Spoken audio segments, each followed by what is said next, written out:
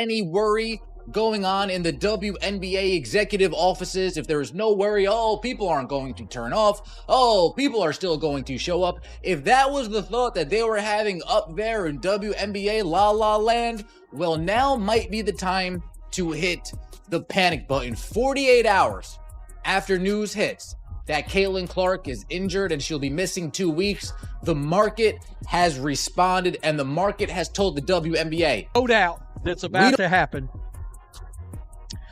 The WNBA teams that move their games, this is about to be catastrophic. The greatest worry for the WNBA has just arrived. Caitlin Clark's quad injury has already had catastrophic results. Teams who move their games to bigger locations ahead of her arrival will soon have to deal with thousands of empty seats. While some fans are canceling their plans and withdrawing their tickets, others are simply boycotting the league as a whole. What do you think? While Clark is injured, is it too loyal for fans to boycott the WNBA? But we don't want this. What am I talking about? Indiana Fever ticket prices to games over the next 2 weeks have dropped 42% since Caitlin Clark's injury announcement, an average ticket price of $137. The timing for the WNBA couldn't be worse. To tell the truth, they are to blame for this because of a quad problem. The player who puts in chairs and maintained their television ratings on her own, Caitlin Clark, is presently on the sidelines, and the league, which has been undermining her power for months, will soon witness what life is like without their primary draw. I don't know when it happened. I know afterwards, we got a message that she had something going on with her leg, and we were getting an MRI, and then we got the yesterday. Was it after the Liberty game on Saturday? Is that her last game? Yeah. Yes. Steph, you had a chance to try out a lot of... Let's investigate what is actually happening in this case. In 2 weeks, Clark will have another evaluation. Stephanie White, the coach of the Indiana Fever, claims that anyone who has suffered quad injury knows that.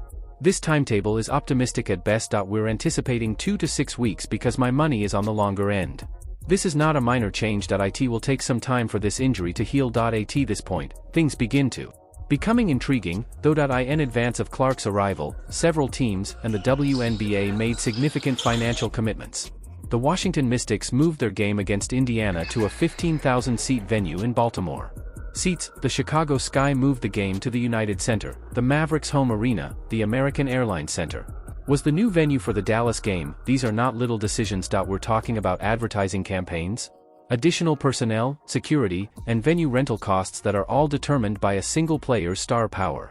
Yeah, I don't know how things work in pretend basketball. I don't know the history of transparency when it comes to timelines for injury returns in the WNBA. But I do know in the NBA, teams are rarely transparent with injuries. When the Pelicans say Zion Williamson will be reevaluated in 2 weeks, that really... These same teams are currently dealing with what could be their worst attendance figures in a very long time. Moreover, the fans' motivations aren't covert. On social media, many are declaring that they would sell their tickets, cancel their plans, or just boycott games until Clark returns. According to a fan, they were selling their Fever Mystics tickets since they were reluctant to go from Washington, D.C. to Baltimore without Clark's performance. Another said that in order to keep the league from getting their real-time viewership data, they would only watch delayed Fever games. These are not one-off events. This is a deliberate response from supporters who believe their favorite player has been disrespected by the league. And let's be honest about the Real. The reason behind this anger. It's not just about Clark's wounds. It has to do with how she has been handled by the WNBA during her entire league tenure.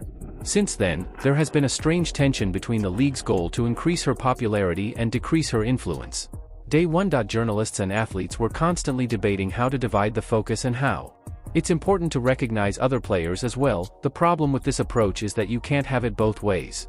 You can't build your marketing strategy on someone and then be surprised when their absence has a significant gap. The WNBA saw previously unheard of television ratings while Clark was playing. All of a sudden, more than 1 million people were observing games that usually drew 200,000 people. Arenas with problems sold out venues with 20,000 seats. 5,000 seats were sold, but rather than embracing Clark's narrative control, the league often seemed uncomfortable with it. This fact, rather than acknowledging that a single player was largely to blame for the league's expansion, an ongoing effort was made to address every aspect of it. The harsh reality of their presence would soon be revealed to them. Imagine what TV ratings would be like without her. The damage itself raises important questions as well. After suffering with quad issues during the preseason, many people are wondering if Clark was rushed back too soon. In a league where the season is already abbreviated, safeguarding your most valuable asset ought to have been your top priority.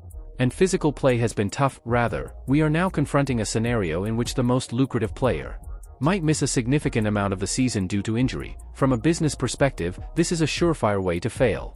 The WNBA was finally gathering traction, television deals were improving, the mainstream media was actually paying attention, and interest in sponsorship was at an all-time high. Clark's broad appeal and ability.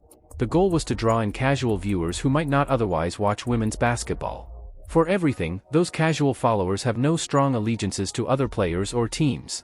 They won't watch Washington versus Chicago for the only reason that it's amazing basketball. One player in particular ignited their enthusiasm for the WNBA, and it disappears without that individual. Other talented players in the league are not insulted by this. It's simply how professional sports star power operates. When it comes to attendance, it will be very severe. Moving a game from a 7,000-seat arena to a 20,000-seat venue in the believes the change would be worthwhile due to the increasing demand. These teams didn't act in this way with the goal of achieving break-even. They expected sellouts and high ticket prices. Right now, they are thinking about the thought of performing in front of largely empty stadia. Just the optics will be catastrophic. Considering all the additional costs related to the venue modifications, the real attraction of the league. Television cameras clearly demonstrate Clark's absence by displaying thousands of empty seats in arenas that were intended to be full. This kind of image is noticed by sponsors and TV executives, and it could affect future partnerships. And partnerships, this is completely self-inflicted, which aggravates the league even more. The WNBA has a great opportunity to benefit from Clark's success and help other players at the same time. Instead, they often seem to see her success as a liability rather than an asset. There was a strange reluctance to embrace everything she had to offer, the expected result of that. The current fan reaction is strategy. Don't be astonished if someone chooses to focus on someone else after you've been persuading them for months that their preferred player isn't very noteworthy. The WNBA will need to change the difficult way that when a player sustains an injury, loyalty is returned. Some would argue that boycotting games is excessive. While Clark is injured, they will contend that fans should continue to support the league and other athletes. However, that is wholly ineffective. These supporters did not continue to back the WNBA, they just so happened to watch the WNBA and developed a fondness for Caitlin Clark. There's a crucial difference there. The league had a chance to make the WNBA as a whole more appealing to those Clark-specific fans, but that requires making a sincere effort to accomplish such conversion. Instead, it appeared to be believed that once individuals started watching, they would unavoidably become admirers of everything else as well. That is not how fandom works, especially for casual sports viewers. Beyond just ticket sales and TV ratings, there are also financial consequences. Sales of goods will most likely suffer. When your biggest draw isn't participating, sponsorship activation becomes more tough. Media attention will unavoidably decrease in the absence of Clark's plots to follow every part of the league's business. The ripple effects have an impact on strategy. The worst thing is this could have been avoided. With the right load, this entire issue might have been prevented. Management, enhanced injury avoidance precautions, and maybe not rushing a player back from a previous quad issue, but decisions that prioritize short-term. The urge to capitalize on Clark's fame may have led to profit being prioritized over long-term player health.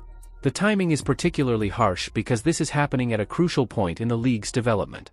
The WNBA was finally gaining popularity, but sustaining that momentum requires consistency. If your greatest star isn't there, you can't grow your casual audience over long stretches of time. There's no guarantee that those viewers will come back. They'll simply find something else to watch. How the league responds to this situation will be intriguing to watch. Do they uphold the fallacy that no single player is crucial, or do they acknowledge the reality of Clark's impact on their business? To the success of the WNBA, that argument will be difficult to maintain considering the attendance and television numbers over the upcoming weeks. Strangely, the WNBA spent a lot of effort trying to show that Clark wasn't required for their achievement. They will soon be able to show that they can sketch without her. It is exactly what they desire. The problem is that every early indicator suggests a bad result for them in their undertaking. Beyond Clark's injuries, there is more to the boycott movement. Fans feel that the league has showed disrespect to the athlete who introduced them to the group. Right now, we're seeing an ideal hurricane when you combine that underlying rage with the reality that a lot of people only pay attention to one specific participant. Teams that wagered heavily on Clark's ability to draw will soon have to deal with the consequences.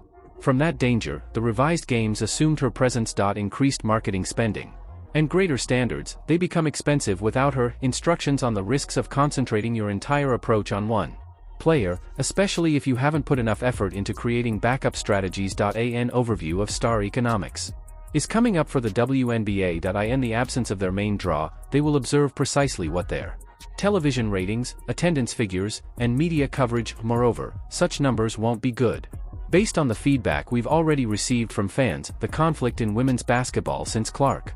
This situation perfectly captures joining the league. The injury will offer the most tangible remedy to the ongoing dispute between collective development and individual star power. The stats are accurate and will show a extremely clear image of the individuals who actually spark interest in the WNBA. A challenging lesson about biting the WNBA is going to receive the hand that feeds you. Clearly communicating who is most important to their bottom line will be expressed by those vacant stadiums and low attendance. What are your thoughts on the whole situation? Please express your thoughts in the space for comments underneath. Click like and subscribe for more absurd sports news.